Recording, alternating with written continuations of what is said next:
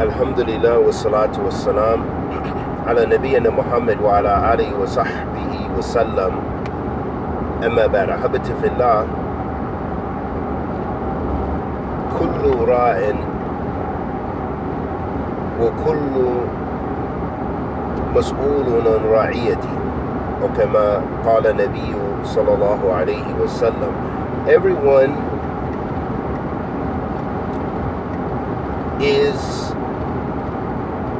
responsible, and everyone is responsible for his flock. And part of that responsibility for those that have family, meaning that they're married, men that are married, or women that have children, or have parents that are sick that they have to care for, that we're responsible, or elders that we need to care for, that we should do our best to care for them to the best of our ability. And that means a lot of times financially. And what I wanted to quickly talk about is the importance of actually work, and that although most people have jobs they don't like, in fact they hate, that still when you have responsibilities you must take care of those responsibilities, and you must strive your utmost to gain a halal living.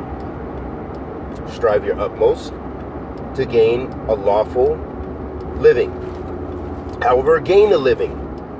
Because what we see from many of our brothers, and perhaps sisters as well, is abuse of systems that they criticize, meaning, for example, the one who's on the dole, so to speak, in the UK.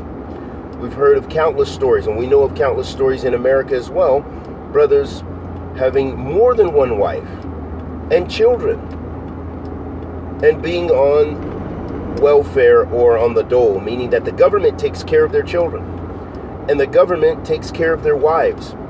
So then what kind of responsibility have you taken, and how will you be held accountable before Allah Azza wa Jal?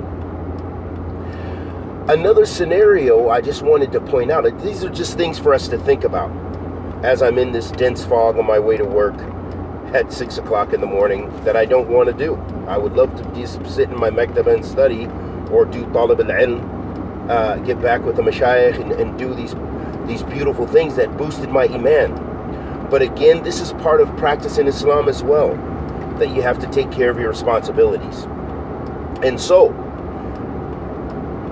the other scenario I wanted to speak about, ahbati fillah, is how many times has there been questions posed to the ulama and posed to some of the students of knowledge and so forth, where sisters either are getting married or they are married and they say, my husband wants to do talib al-ilm, which is beautiful, or my husband to be wants to do talib al-ilm. I know a sister particularly, she asked me to be her wakil, or her guardian, and she said that the brother who wanted to marry her wanted her to work. Sister, you're going to work while I sit in the masjid and benefit from the students of knowledge in such and such city. And then on top of that, he wants her to work so that they can save, so they can make hijrah, or so that he can do talib al-ilm. So this is a very strange concept that we don't really see, and Allah subhanahu wa ta'ala knows best, in the times of past, where men abdicate their responsibility totally in their quwwah.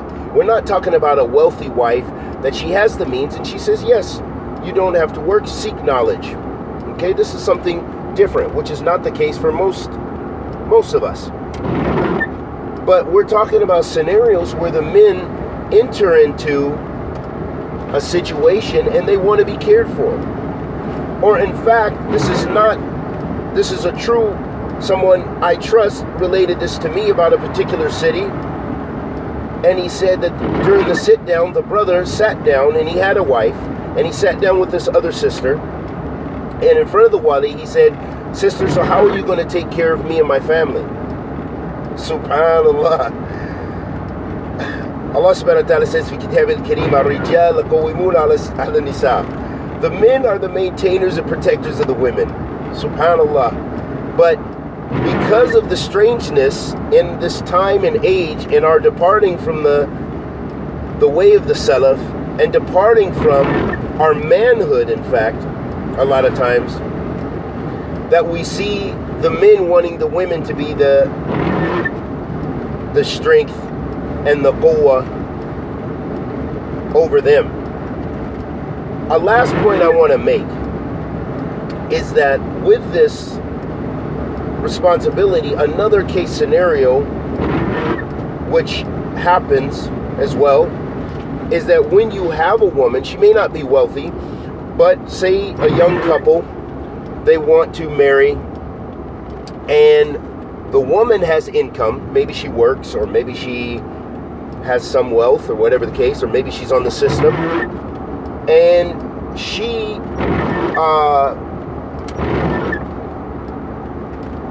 decides to marry the brother, and he moves in with her without taking care of her. And maybe he says, "Oh, there are no halal jobs. I can't work in the grocery store. They sell pork. I can't work here. They sell alcohol. I can't work here. They sell lottery tickets." Whatever the case may be. So he abstains from work, or does something minimal but doesn't contribute. So this is another dangerous scenario. And as far as the actual practice of this, some of the mufasid that results from this, some of the harmful things that results from this kind of behavior, is a lot of times the woman will not respect the man. Even if she begins in this relationship and she really wants this man and so forth, there will always be something there, in most cases, in the back of her mind, like, this guy's deadbeat, he's a weight. And especially when there is difficulty results in the marriage, which all marriages go up and down. They all have struggle. Everyone has tough times and times of stress. So during those times, that's just feeding the problems more so. So this is really just something to provoke thought, that we need to take our responsibility seriously, and that does not prohibit us from doing talab al-ilm to the extent of our ability. However,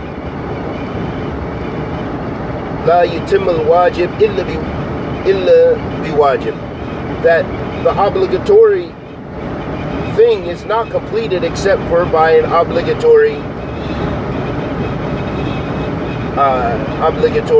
thing. So, and that we don't give precedence to that which is mustahab or recommended. For example, going to seek talab al-ilm, to go take a rihla, a journey to do talab al-ilm, or whatever the case may be, but then at the expense of taking care of your family. No.